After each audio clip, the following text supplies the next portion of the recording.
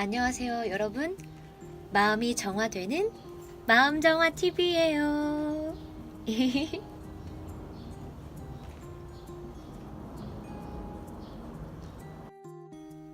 여러분, 제가 이번 주에는 아침 라이브 방송을 무려 월, 화, 수, 목, 내일 금요일 하루를 앞두고 이렇게 평일 5일 동안 매일매일 성실히 아침 8시 정도면 하고 있어요. 부지런하다. 셀프 칭찬. 제가 유튜브 아침 라이브를 하기 전에는 보통 공연이 끝나고 늦게 취침하기 때문에 마음적으로 난 더 자야 돼. 난 피곤할 거야. 컨디션 관리해야지 라고 생각해서 신랑 아침상을 차려주고 출근하고 나면 10시, 11시까지 더 잤거든요. 그런데 아침 라이브를 시작하면서 출근하는 여러분과 함께 하루를 깨우니까 저도 라이브가 끝나도 잠이 오지 않더라고요. 더 뭔가 기운이 막 뿜뿜해져가지고 그때부터 하루를 쓰기 시작해서 더 책도 방송에 나누어야 할 부분, 그리고 제가 그냥 공부하는 부분, 또 이렇게 마음정화 TV를 따로 준비해야 할 책들 읽고 이렇게 하면서 하루를 더 꽉 채워서 부지런히 짬짬이 쓰고 있는 것 같아서 너무너무 행복해요. 기뻐요. 혹시 없던 루틴이 생겨서 피곤하진 않냐고요? 즐겁게 즐거운 마음으로 해서 그런지 여러분이 저한테 사랑을 많이 보내줘서겠죠? 피곤함보다는 오히려 저녁에 누우면 뒤척이는 일 없이 바로 잠들고 또 더 깊이 푹 잠들 수 있어서 좋아요. 특히 하루의 시작을 저를 축복하고 여러분이 저를 축복해 주시고 저도 여러분 막 축복해 드리고 힘내세요, 괜찮아요, 우리 잘할 거예요, 우리 행복해요, 이렇게 행복을 막 보내는 걸로 에너지를 쓰면서 시작했더니 하루하루가 참 행복한 것 같아요. 이번 주 굉장히 편안하고 행복했어요. 어제 공연도 좋았거든요. 그래서 아침마다 함께 해주시는 분들 정말 정말 감사해요. 월요일보다 이 목요일에 훨씬 많은 분들이 들어와 주시더라고요. 그리고 아침을 함께 깨워서 행복하다고 해주셔서 저는 행복해요. 고맙습니다. 그리고 실시간은 아니더라도 이렇게 밤에 자기 전에 또 작업하면서 공부하면서 들어주시는 분들도 감사해요. 여러분의 마음이 정화되는 시간이 되기를 제가 축복합니다. 여러분의 마음에 사랑을 보내요. 요즘 햇살이 꽤 따뜻해졌죠. 바람은 차갑지만 햇살이 봄볕이에요. 따뜻해. 언제 봄이 오나 했는데 말없이 또 성큼 와 있더라고요. 아침에 창을 열고 햇볕을 보는 것만으로도 기분이 따뜻해진다고 해야 되나? 봄이 왔어요. 그래서 제가 이렇게 조금 근처에 꽃들도 영상으로 담아봤어요. 여러분, 꽃 보세요. 진달래, 개나리 피어나기 시작했고요. 아랫지방은 벚꽃도 만발했대요. 우리들의 봄 팝콘. 또 곧 서울에도 벚꽃이 필 테니까 여러분 팝콘을 마음껏 즐기세요. 봄 햇살, 봄꽃과 함께 우리 마음에도 봄이 오기를 바래요. 봄이 왔어요. 우리들의 마음속에도. 봄을 맞이하는 여러분과 함께 나눌 오늘의 책은요, 김원 작가님의 봄날을 지나는 너에게입니다. 봄날을 지나는 너에게라는 책은요, 2014년 5월에 제가 저를 위해 샀던 책이에요. 어떻게 아냐면요, 제가 저를 위해서 책을 살 때도 누군가에게 선물하는 것처럼 앞에 언제 샀는지, 어떤 마음인지 이런 걸 적어뒀거든요. 그래서 이렇게 시간이 지난 후에 열어보면, 아, 그때 나는 이런 마음이었구나. 약간 제가 저에게 보내는 편지라고 해야 되나? 오글오글이지만 저한테는 행복한 일입니다. 그래서 아는데, 2014년 5월은요, 제가 막 노트르담드 파리 지방 공연과 카르멘 서울 공연이 끝나고 2월쯤 끝났을 거예요. 이후 차기작 오디션에 합격해서 차기작 준비를 할 때였어요. 그 차기작이 스위니 토드의 조안나 역할이었거든요. 그런데 제작사의 사정이 안 좋아져서 스위니 토드가 연습도 들어가기 전에 엎어졌어요. 저의 일정을 그 2014년 한 해를 모두 스위니 토드에 올인했기 때문에 작품이 엎어진다는 이야기를 들었을 땐 이미 대극장의 다른 공연들의 오디션이 다 지나가 버린 후였어요. 중반기, 하반기 오디션이 다 마무리된 때였거든요. 앙상블로 3년을 하다가 노틀담드 파리와 카르멘으로 이제 주조연을 시작하게 되었는데, 조금 더 내가 내 노래와 내 연기와 배역을 맡아서 전하고 싶은 이야기가 많다, 보여주고 싶다라고 박차를 가해야겠다라고 생각하던 찰나에 그렇게 넘어져 버려서 마음이 좀 많이 힘들었던 때예요. 심란하고 이제 조금 내가 열심히 쌓아온 것들이 좀 빛을 발하려나 했는데 너무너무 속상했거든요. 그래서 방황을 했는데 다행히도 저는 방황을 서점에서 했어요. 그래서 네, 아마 제목에 이끌려서 펼쳐봤던 것 같아요. 제목에 두 가지 뜻이 있었던 것 같아요. 저한테 의미가. 그때도 봄이었으니까 봄날을 지나는 너에게 어떤 계절감으로서도 그렇고, 내가 생각했을 때 내 인생에 지금은 봄날인 것 같은데, 봄, 여름, 가을, 겨울이 있다면 아직 봄인 것 같은데 내가 봄을 어떻게 지내고 있는 걸까 지금. 또 혹은 그때 굉장히 방황하고 힘든 상태였기 때문에 내 인생의 봄날이 여기서 끝나면 어떡하지, 다 지나가 버렸으면 어떡하지 라는 그런 고민도 있었던 것 같아요. 그래서 앞에 이렇게 적어뒀네요. 나를 들여다보고 제대로 알아가고 싶은 내가 나에게. 잘 견디자, 버티자. 어떤 선배님이 얘기해 주셨거든요.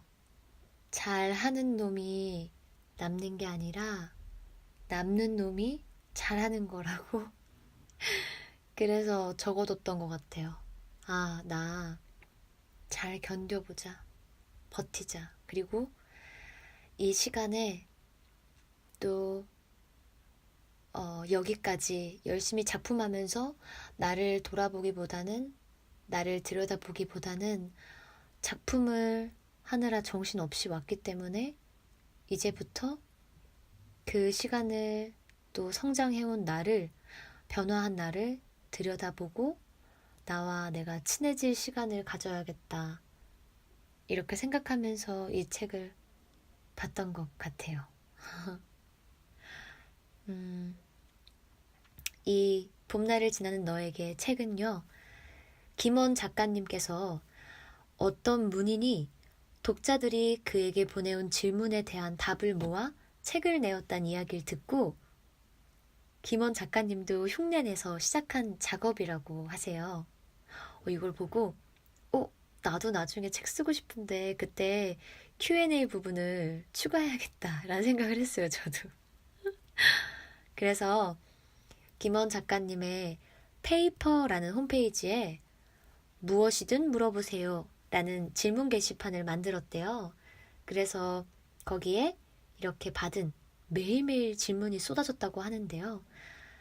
거기에 받은 질문에 대한 대답을 담은 책이에요. 인생에 대한 짧은 문답이죠.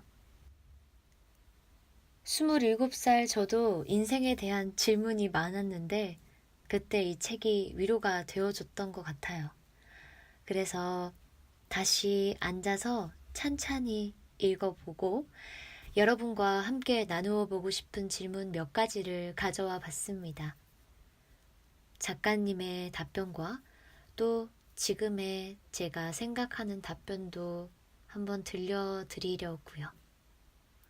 이걸 준비하면서 제 머릿속도 정리가 많이 될 것 같았거든요. 내가 어떻게 생각하는지 꺼내어 보는 시간이니까요. 역시 좋은 시간이었습니다.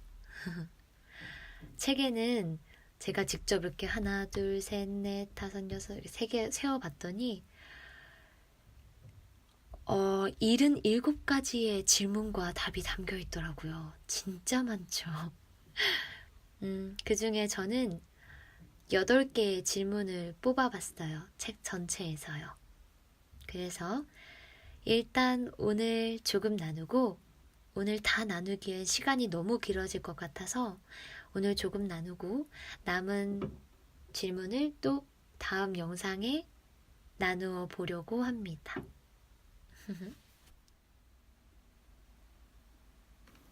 자, 첫 번째 질문입니다.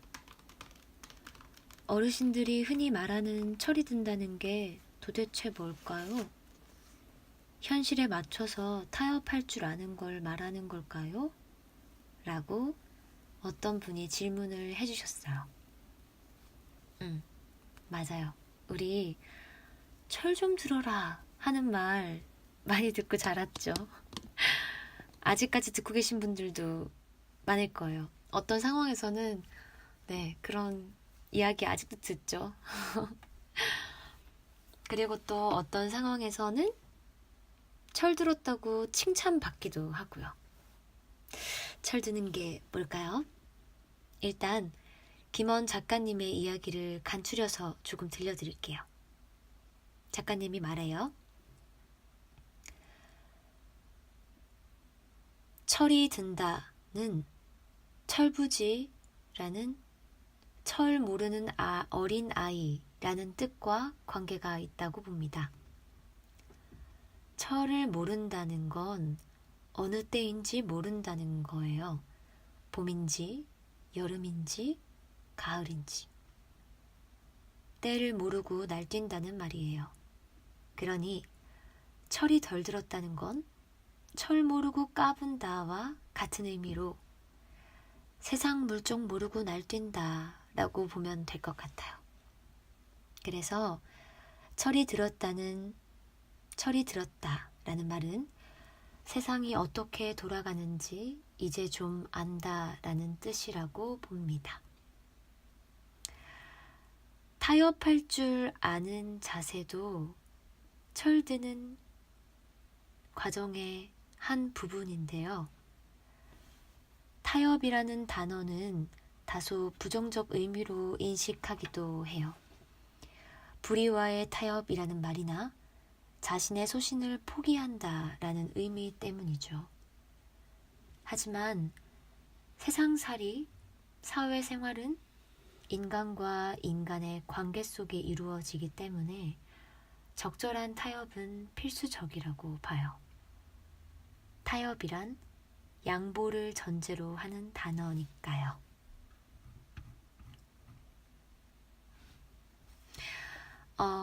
여기서 저는 가장 와닿은 문장이 이거예요. 타협이란 양보를 전제로 하는 단어다. 우리가 타협은 조금 부정적인 어감이 있지만 양보는 좋은 어감이 있잖아요.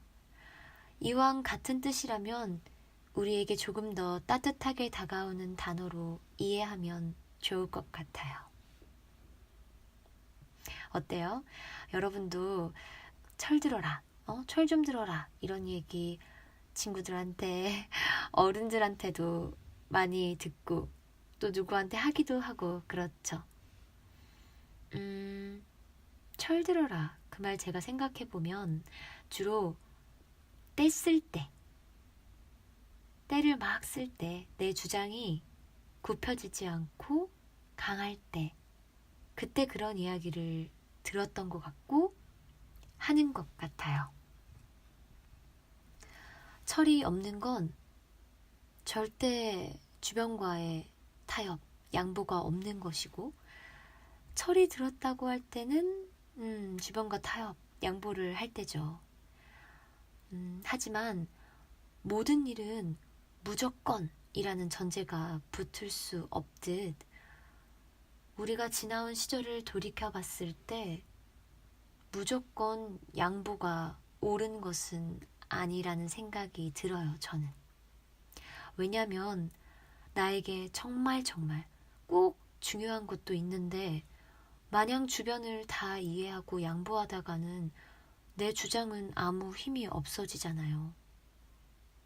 예를 들어서 제가 뮤지컬 배우로 진로를 바꾼다고 했을 때 주변 사람 정말 모두가 반대하고 어찌 보면 아마 그분들은 제가 때를 모르고 날뛰는 것처럼 보였을 거예요.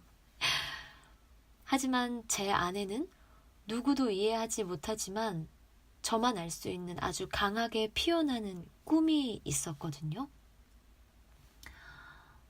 만약에 제가 그때 철이 더 들어서 주변 상황을 다 이해하고 양보했다면 지금의 저는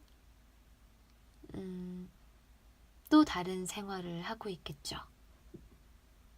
어떤 삶이었을지 알 수 없지만 저는 지금 그때 선택으로 굉장히 행복한 생활을 하고 있기 때문에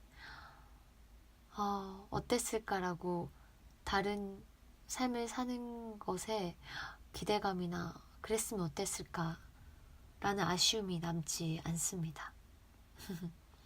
그래서 어떻게 철이 들 때와 좀 철 없이 굴어도 될까를 나눌 수 있을까, 답변을 해드릴 수 있을까 곰곰이 생각해 봤는데요. 조심스럽지만 이렇게 답변하고 싶어요.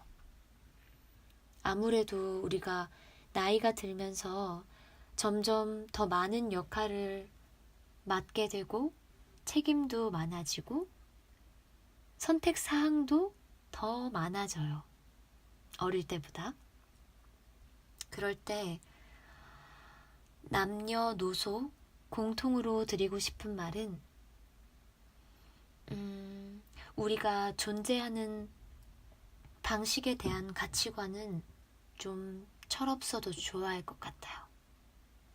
우리가 존재하는 방식. 그건 유일한 나만의 취향이고 성격이고 그게 곧 내 아이덴티티잖아요. 그걸 타협하면 나는 내가 아닌 것처럼 느껴지고 겉으로는 잘 지내는 것 같아도 허무해질 수 있어요. 그럼 내가 나를 존중하지 않는 것처럼 여겨져서 내가 나를 미워할 때도 있고요. 그래서 내가 존재하는 방식, 가치관에 대해선 좀 철없어도 괜찮다고 말하고 싶고요.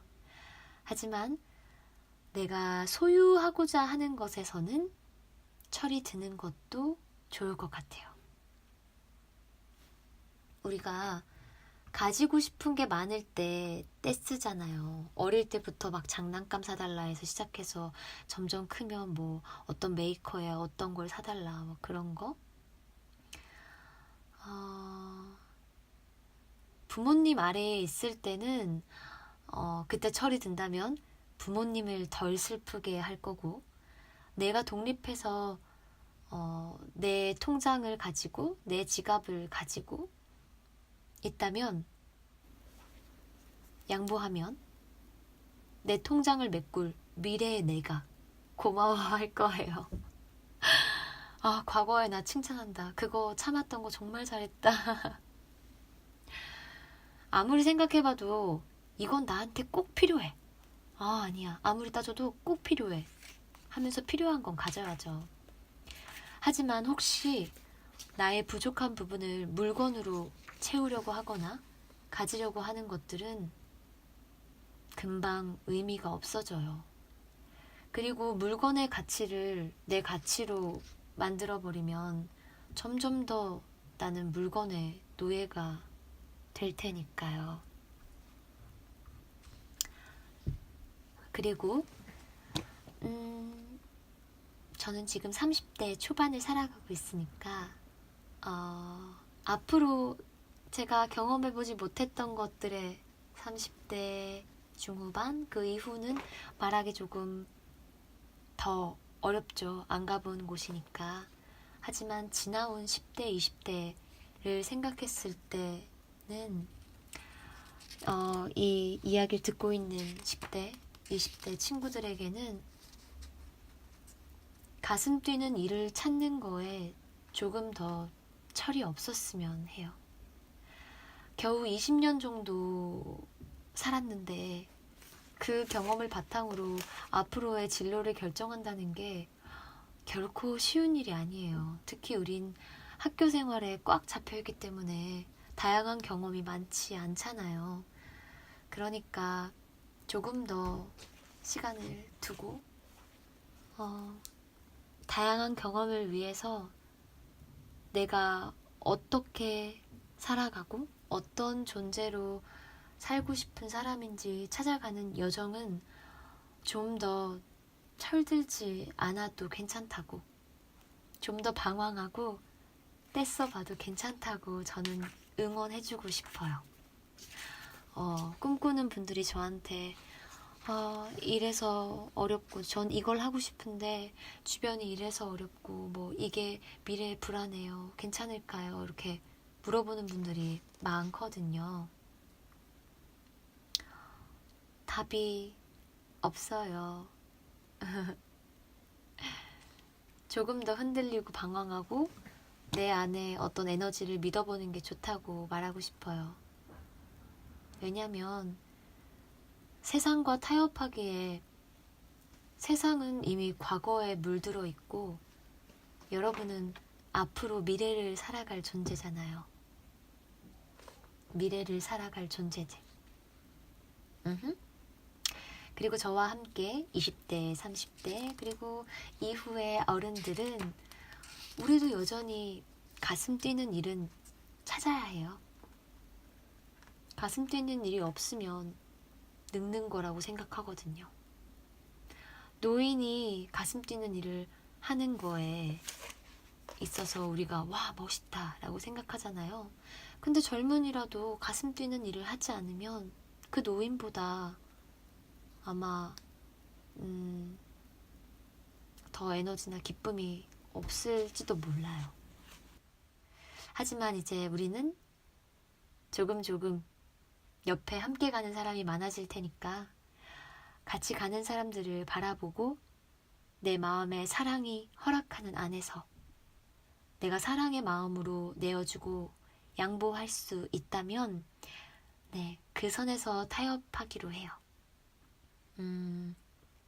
아마 사랑으로 내가 양보하고 타협하는 거라면 억울하지도 슬퍼지지도 않을 거예요. 가까운 사람한테는 그렇게 사랑으로 양보할 수 있는데 세상살이 뭐 조직 생활에서의 초신들 그런 거에서 어떻게 사랑으로 하죠? 전 너무 생각하면 화나고 억울해요. 그럴 수 있는데, 주위가 나를 힘들게 하지 않도록 내가 먼저 주위를 사랑으로 좀 바라보면 그런 억울함이 좀 덜하지 않을까 생각합니다. 내가 있는 자리는 내가 만들 거니까 내가 저 사람들과 잘 지내서 내가 행복해야지, 내가 마음 편해야지 라는 양보, 사랑의 양보, 사랑의 타협이면 좋을 것 같습니다.